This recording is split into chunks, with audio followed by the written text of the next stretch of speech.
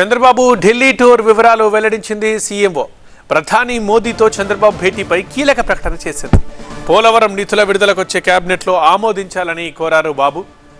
అమరావతికి కేటాయించిన నిధులు త్వరగా విడుదల చేయాలంటూ విజ్ఞప్తి చేశారు.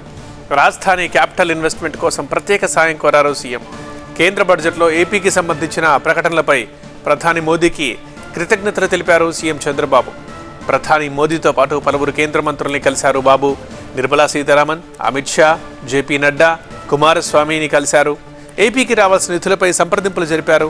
ముఖ్యంగా విశాఖ స్టీల్ ప్లాంట్పై కుమారస్వామితో చర్చించారు.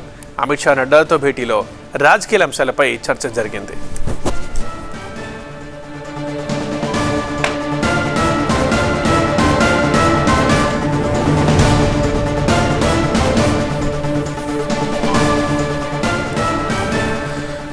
చంద్రబాబు ఢిల్లీ టూర్లో బిజీగా ఉన్నారు. ఆ పర్యటన వివరాలు ముఖ్యమంత్రి కార్యాలయం వెల్లడించింది. ప్రధాని మోదీతో చంద్రబాబు భేటీపై కీలక ప్రకటన చేసింది.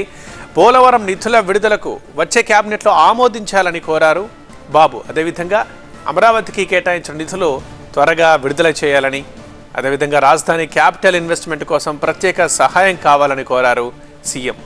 కేంద్ర బడ్జెట్లో ఏపీకి సంబంధించిన ప్రకటనలపై ప్రధాని మోదీకి కృతజ్ఞతలు చెప్పారు సీఎం బాబు.